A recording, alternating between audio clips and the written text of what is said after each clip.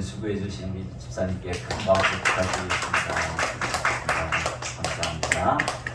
네, 오늘의 말씀은 이사야서 62장 4절 헵시바와 비울라의 관계라는 겁니다. 생소하죠? 헵시바가 뭐지? 또 비울라가 뭘까라는 생각이 아마 들 겁니다. 예, 제가 만들어낸 말씀이 아니라 이사야서에 있는 말씀이니까 우리 이사야서 62장 4절 한 목지로 읽습니다.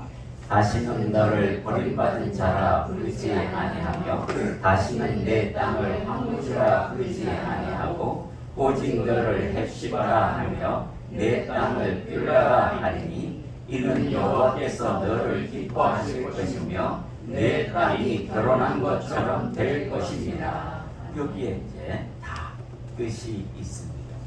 거기에 헵시바가 무슨 뜻이고 비울라가 무슨 뜻인지를 써 놓았어요.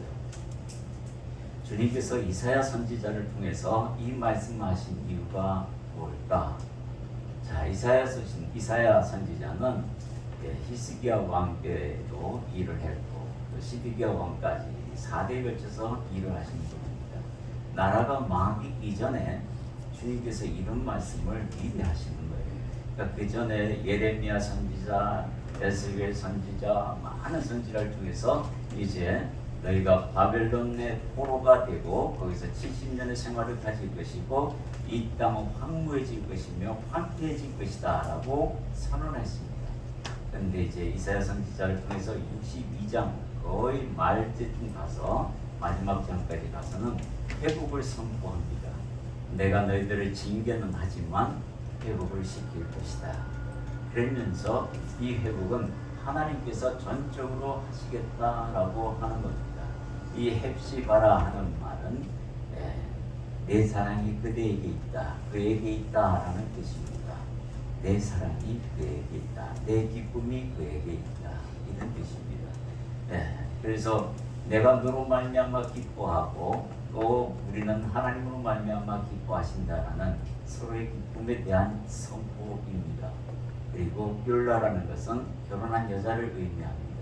그래서 그 땅은 결혼한 땅으로 이제 하나님께 완전히 떠날 수 없는 땅으로 내가 그렇게 할 것이다라고 주님께서 미리 선포하시는 거예요. 자, 이 말씀을 가지고 여러분들에게 나는 헵시바, 나는 비울라가 되기를 원합니다라는 마음으로 이 설교를 들으시면 아마 하나님께서 굉장한 은혜를 부어주실 줄 믿습니다. 회복이라는 것은 하나님이 손을 이렇게 내밀어야만 됩니다. 우리가 손을 내민다 해서 해결되는 문제가 아니라 하나님께서 먼저 손을 내밀어야 이게 가능한 겁니다. 역사는 그렇게 이루어지는 것이죠. 그랬을 때 그 손을 잡느냐 안 잡느냐는 내가 선택하고 내가 한 몫입니다. 하나님의 손은 언제든지 이렇게 헵시바와 비울라의 관계를 원하면서 손을 내밀고 있다는 거예요. 그 손을 여러분들이 보셔야 되고 그리고 그것을 붙잡는 관계가 되어야 한다는 겁니다. 오늘 이 두 단어는 철저하게 관계에 대한 이야기입니다. 하나님께서 징계를 주시는 이유가 뭐냐면 관계 개선을 하고 싶다, 이 의미입니다. 그래서 항상 우리는 내가 질병이 드는 이유가 뭐냐면 내가 관리를 잘못해서 생기는 경우가 많습니다. 그리고 또 하나의 원인은 하나님께서 나와의 관계 개선용으로 사용하시기 위해서 병을 주시는 경우가 있습니다.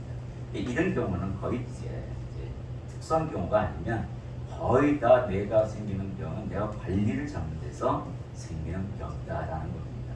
그래서 우리가 병이 생겼다라는 것을 가지고 하나님 앞에 죄에 대하여 묻는 것은, 깨어서 묻는 것은 당연한 부이고 또 깨어있는 사람으로서의 자세이긴 하지만 그러나 남들이 나를 바라보고 있을 때 그 죄인 취급하는 것은 물입니다.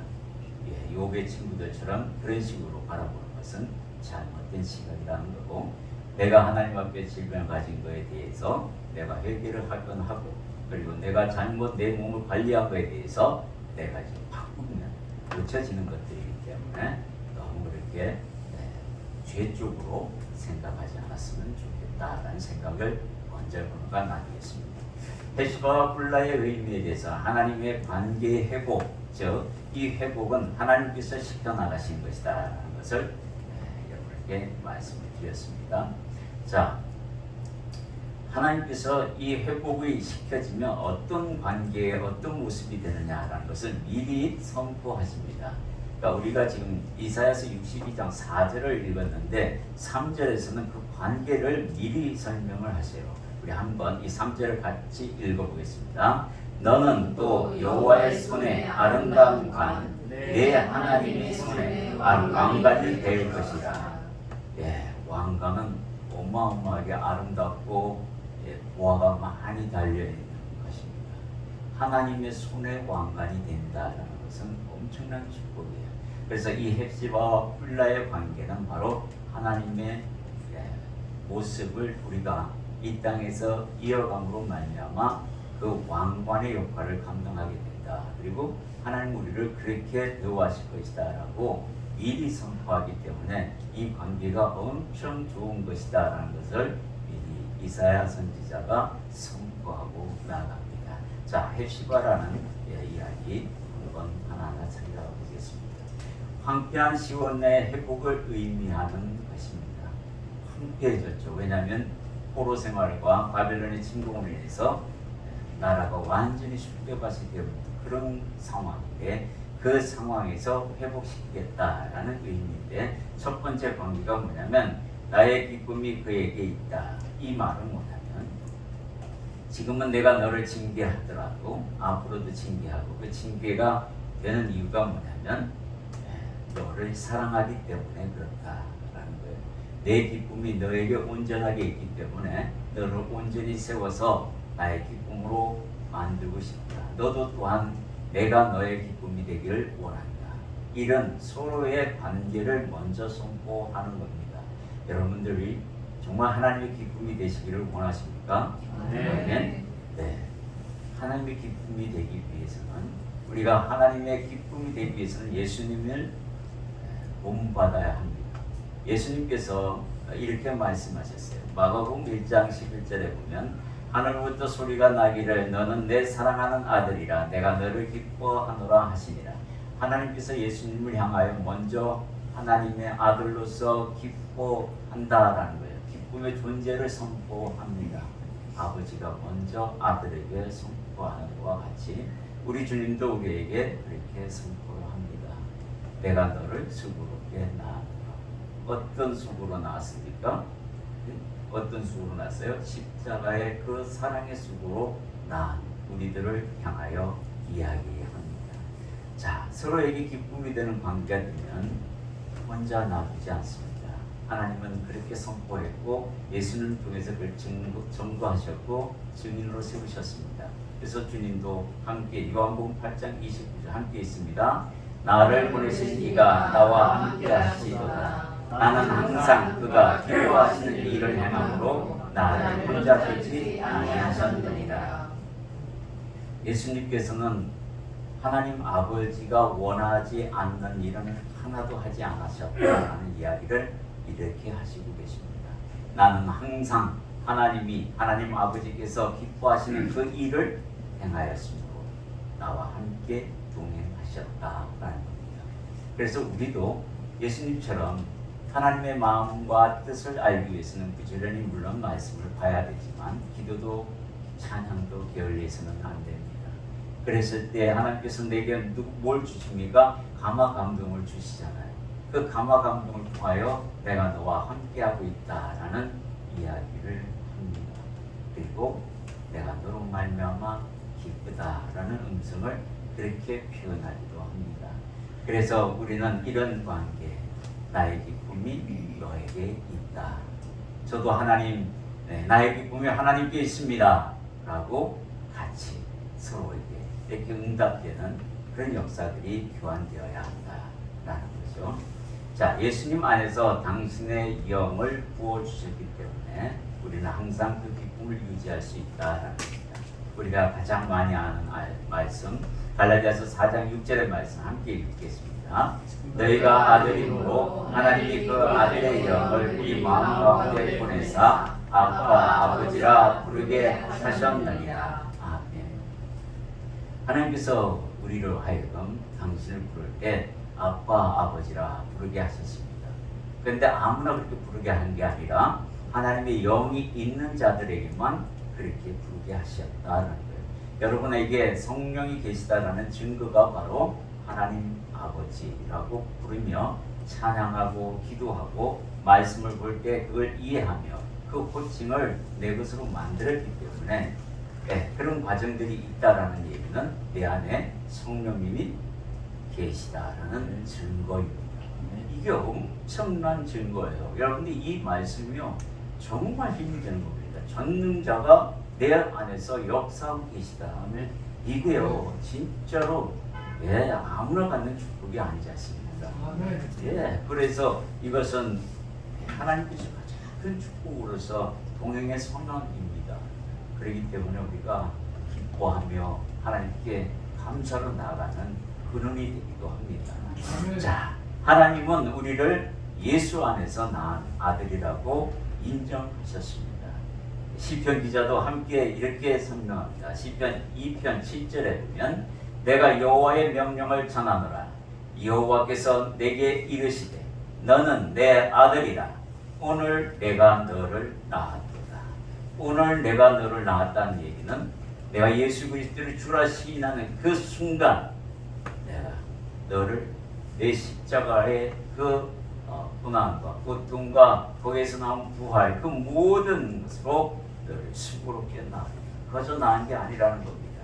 이 시편 다윗이 먼 미래를 보며 이 우리에게 향한 당신은 벌써 적용받았고 그 환상을 보면서 우리들에게 향합니다. 하나님의 아들이 너희를 향하여 그 큰 사랑 베품으로 말미암아 너희가 그 십자가로 그 고통 그 상고의 고통으로 너를 낳았다.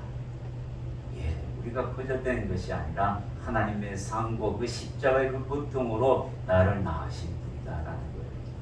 얼마나 귀한 말씀인지 우리가 사도행전도 이 말씀에 대해서 증언합니다. 이 말씀 우리가 함께 있습니다. 사도행전 13장 33절 곧 하나님이 예수를 일으키사 우리 자녀들에게 이 약속을 이루게 하셨다 합니다.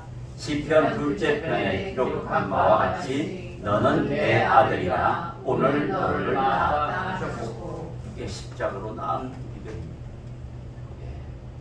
왜 우리 어머니가 나를 그토록 사랑합니까? 10달 동안 불편한 거 자기 몸속에서 나를 키우고 그리고 자기 생명보다도 아이가 어떻게 될까봐 더 귀히 여기고 그리고 상고의 그 고통이 얼마나 심각했는지요. 죽음의 문턱에까지 간다고 합니다. 지금이야 의학이 발달돼서 무통분만도 하지만 그때 당시 때는 아이들 놓으면서 죽는 어머니도 많았습니다. 우리 주님께서 이렇게 나를 낳았다는 거예요. 여러분 다시 한번 생각해 보십시오. 십자가를 하나님께서 그 상고의 고통보다 더 큰 고통으로 비유하며 나를 내가 너를 낳았다. 이렇게 수고롭게 낳았으니 넌 나등하지 마라. 이렇게 말씀하고 있는 거 아닙니까? 세상 유혹이 아무리 달콤하고 세상 유혹이 아무리 너에게 많은 것을 갖다 준다 하더라도 그는 그림자일 뿐이다. 내 사랑을 버리지 말거라. 내가 너를 어떻게 낳았는데 네가 나를 떠나려 하느냐. 이 말씀을 여러분들이 가지기를 소망합니다. 정말 하나님의 큰 사랑. 그렇구나. 아마 여기에 우리 어머니 되신 분들은 이 십자가의 고통을 상고의 고통에 비유한다면 아마 얼마나 큰 고통, 그보다 더 심한 고통인 것을 알 때 정말 큰 은혜가 될 줄 믿습니다. 그렇구나. 나를 그렇게 낳으신 분이 하나님이시구나. 그래서 내 기쁨이, 하나님의 기쁨이 내게 있구나. 내가 자녀에게 기쁨이 있듯이 이게 그렇게 연결되는구나. 하나님의 사랑을 여러분들이 그렇게 깨닫고 도전적으로 또 사탄과 싸워서 이겨나가는 그런 모습들이 함께 있기를 또한 소망합니다. 로마서 8장 17절 함께 있습니다. 자녀이면 또한 상속자 곧 하나님의 상속자요 그리스도와 함께한 상속자니 우리가 그와 함께 영광을 받기 위하여 고난도 함께 받아야 할 것이니라. 이 말씀을 읽으면서 우리는 어디다 포인트를 맞추냐면 앞에다 포인트를 맞추는 게 아니라 뒤에다 포인트를 맞춰서 고난도 함께 해야 하는데 이 말에 아주 그 마음이 찔려가지고 이 말씀을 그렇게 많이 봉독하려고 하지 않습니다. 고난도 함께하는 십자가 나 원하지 않습니다. 웬만하면 그냥 형통한 길로 인도하여 주옵소서. 제 마음도 그랬습니다. 그런데 여기서의 고난이라 하면 반드시 누구나 다 겪는 고난 중에 세상 사람들도 다 갖는 고난입니다. 그러나 거기에 하나가 더 있습니다. 그건 뭐냐면 십자가를 전하는 데 이 막히는 그 고난입니다. 그걸 뚫고 가야 되는 부분들이 있다라는 거예요. 그게 세상 사람들보다 하나 더 플러스되는 고난입니다. 그러나 그 고난은 바로 영광과 관계되어 있는 것이기 때문에 지금은 견디기 힘들지 몰라도 그것을 이겨내면 큰 영광과 보상이 되게 주어질 것이다. 그러니 담대하게 나아가라. 근데 네 혼자 나가라가 아니라 뭐죠? 내가 함께 동행하리라. 이 이야기가 이 5장이 있는 겁니다. 그렇기 때문에 여러분들은 담대히 나아가서 싸우기만 하면 됩니다. 흉내만 내도 됩니다. 하나님이 다 하십니다. 이 고난은 그렇게 심한 고난이 아닙니다. 견딜 만한 고난이고 충분히 이길 만한 고난이기 때문에 이 고난에 대하여 크게 신경 쓰지 마시고 그리스도와 함께한 상속자라는 그 말에 더 큰 은혜를 두시고 내가 하나님의 상속자래. 내가 나 같은 부족한 존재가 하나님께서 당신의 상속자로 삼으셨대. 할렐루야. 이렇게 나가는 겁니다. 이러면 다 이겨낼 수 있다. 이렇게 선포하는 겁니다. 이게 바로 헵시와 하나님과 나와의 관계 속에서 나의 기쁨이 하나님께 있듯이 하나님의 기쁨이 또한 나에게 있다라는 그런 의미라는 거예요. 자, 뷰라라는 말은 황폐한 예루살렘을 향해서 회복을 선언하는데 결혼한 여자라는 뜻을 갖고 있습니다. 결혼한 여자, 한 번 혼인한 여자는 다른 남자한테 갈 수 있어요, 없어요? 없지요. 왜 이렇게 단순한 대답도 어렵게 수학으로 푸지 마시고 산수로 푸시기 바랍니다. 없죠? 네, 없어요. 절대 가면 안 됩니다. 왜요? 음부가 되고 간부가 되기 때문에 하나님이 가장 싫어하기 때문에 절대로 해서는 안 되는 부분이죠. 혼인한 사이로 비유하기 때문에 너는 나와 떨어질 수가 없다는. 이혼은 원래 성경에서 모세 율법에서 이혼 증서라고 해서 간음을 제외하고는 이혼의 증거가 될 수가 없습니다. 이혼의 사유가 될 수가 없어요. 어떤 거든 간에 그렇게 되어 있습니다. 그런데 하나님께서는 이스라엘 백성을 그렇게 이스라엘 백성이 그렇게 하나님을 향하여 간부의 노릇을 합니다. 그렇게 떠나요. 사람은 버리지만 하나님은 버리지 않는 것을 해야 됩니다. 거기서 우리가 하나님께 또한 은혜가 됩니다. 하나님은 어떤 경우에도 택하신 백성을 버리는 경우가 없구나. 이스라엘 백성을 향해서 우리가 배우게 됩니다. 열왕기 역대기를 보게 되면요, 수많은 왕들이 제대로 된 왕이라고는 눈 씻고 볼 수도 없습니다. 다윗도 솔로몬도 다 흠이 있었던 사람들이고 히스기야나 요시야는 다 흠이 있었던 사람들입니다. 그럼에도 그 흠을 하나님께서 끝까지 용서하지 아니하고 괴롭히는 그런 게 아니라 단번에 회개하면 용서하시고 그리고 끝까지 품어가시는 그런 분, 그런 하나님이세요. 북이스라엘은 또 어떻습니까? 그죠? 하나님을 섬기는 왕이 단 한 명도 없었습니다. 19대가 19대 왕위까지 다 가는데 그 19명 한 명도 하나님을 경외한 적이 없었어요. 경외하는 척하다가 다 이방신들에게 가서 하나님 버리고 간부짓을 하고 음부짓을 하시는데도 불구하고 하나님 끝까지 지키십니다. 저는 그런 대목들을 보며 참으로 아이러니하게 제게 소망을 가지게 됩니다. 이 사람들처럼 이렇게 엄죄하고 하나님을 떠나려고 노력하는, 오히려 노력하는 그런 사람에 비하면 나는 하나님께 가까이 가려고 죄인이긴 하지만 하나님께 가까이 가려고 노력하는 그 부분은 저들과 다르다라는 생각이 들어서 내가 조금 낫다 이런 생각도 들기도 합니다. 그래서 위로받기도 해요. 하나님께서 요람이 역대기를 제게 보여주시는 이유 중에 하나가 바로 나는 너를 끝까지 사랑한다. 네가 떠나지 아니하면 나도 떠나지 않는다. 그래서 나는 비전을 가지고 하나님께 무릎을 꿇을 수 있었고 하나님께 감사하다는 말씀을 올릴 수 있었던 것 같습니다. 그래서 하나님께서 이 이스라엘 백성들에 대해서 이야기합니다. 그들이 얼마나 간구짓을 하고 음부를 했는지 호세아 선지자를 통해서 그걸 증명합니다. 호세아는 선지자입니다. 하나님이 택하신 제사장인데 누구하고 결혼을 시키냐면 음부의 여자, 몸파는 기생과 결혼하고 이야기합니다. 그게 바로 고멜이라는 여자인데 이 여자가 얼마나 남자를 밝히는지 호세아 선지자하고 결혼을 했어요. 근데 결혼해가지고 아들을 낳는데 그 아들조차도 호세아와 관계를 맺어서 낳은 아들이 아니라 다른 남자와 관계를 맺어서 낳은 아들. 그 아들의 이름을 이스라엘이라고 하라라고 주님이 말씀합니다. 그것은 하나님이 파종하셨다라는 뜻을 가지고 있습니다.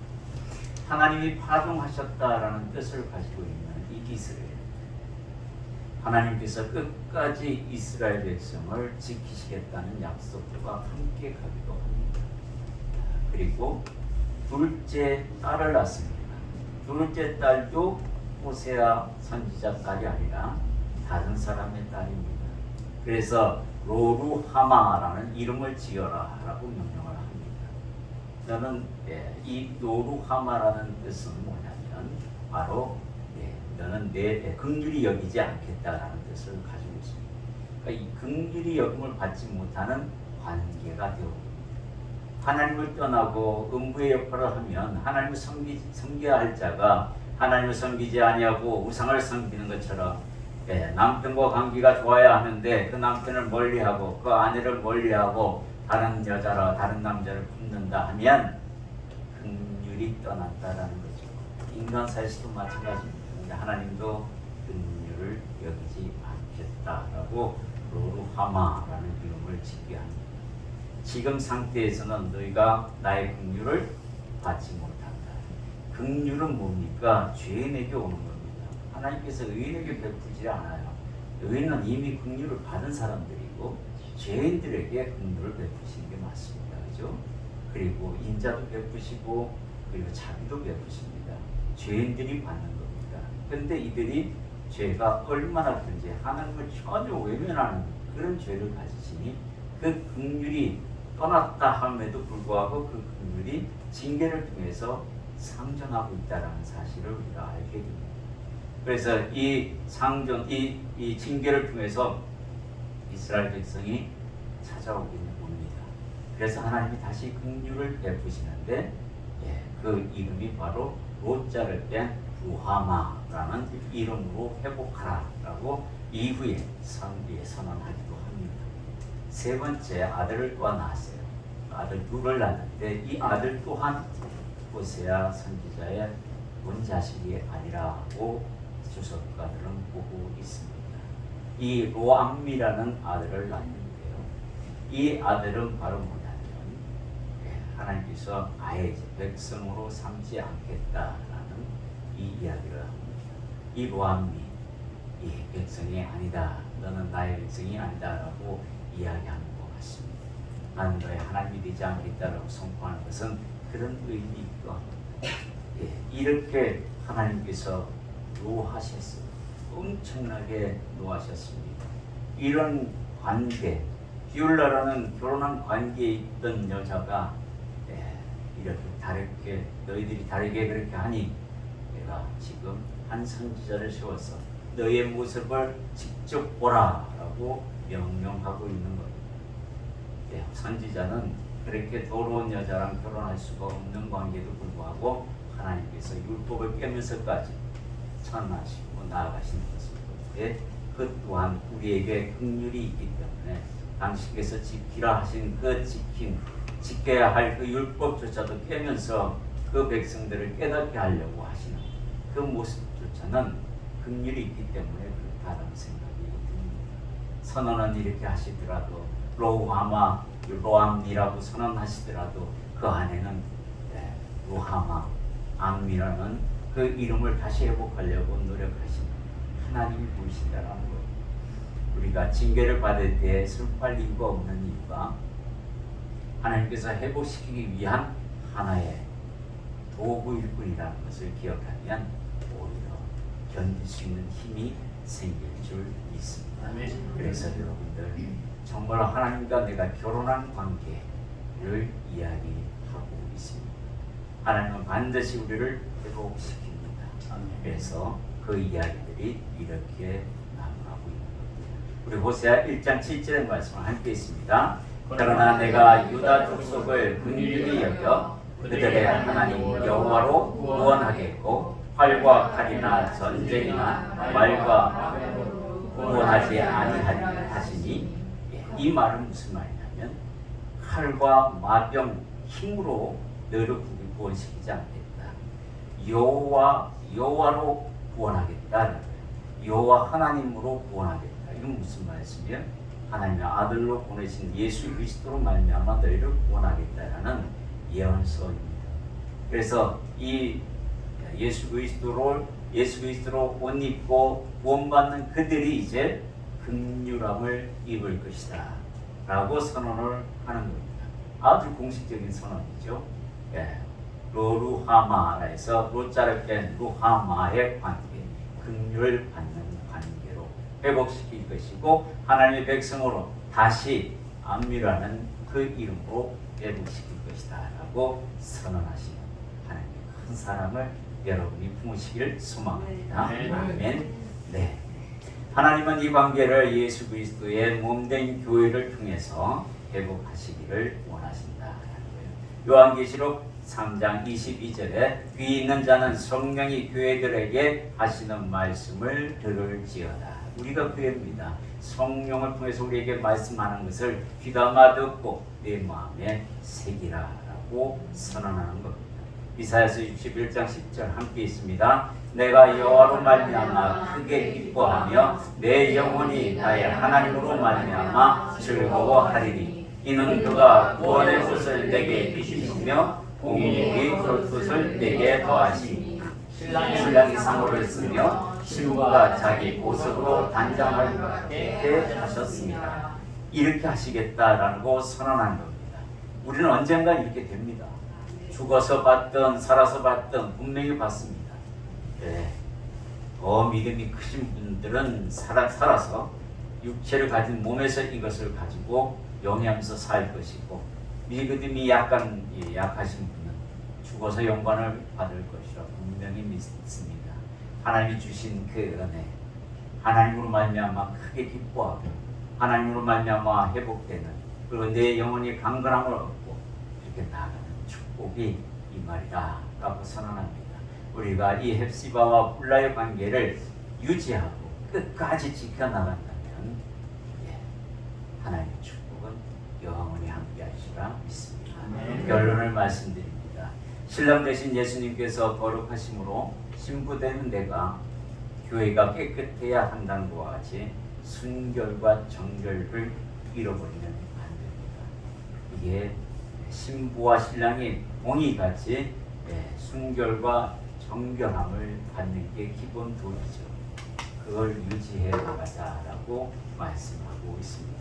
에스겔서 18장 21절에서 보면은 그러나 악인이 만일 그가 행한 모든 죄에서 돌이켜 떠나 내 모든 율례를 지키고 정의와 공의를 행하면 반드시 살고 죽지 아니할 것이라. 그 범죄한 것이 하나도 기억함이 되지 아니하리니 그가 행한 공의로 살리라. 하나님께서는요, 야 과거 묻지 않아. 지금부터 잘하면 돼. 이 격려가 너무나 힘이 됩니다. 여러분 소망을 가지시기 바랍니다. 하나님께서 내가 묻지 않으마. 이제부터 잘하면 돼.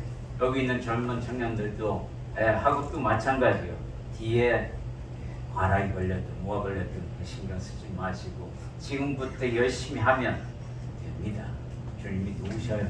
그걸 믿고 나아가시기 바랍니다. 고린도후서 5장 17절에 함께 있습니다. 그런즉 누구든지 그리스도 안에 있으면 새로운 피조물이라. 이전 것은 지나갔으니 보라 새 것이 되었도다. 새 것이 되었어요. 새 것이 되었으니 새 것이 된 것처럼 행동해야 합니다. 우리가 함께 다 같이 읽어보겠습니다. 벳시바와 율라의 관계로 새롭게 유지합시다. 아멘. 아멘. 동성기도 들어가겠습니다. 주님께서 오늘 말씀하신 그 말씀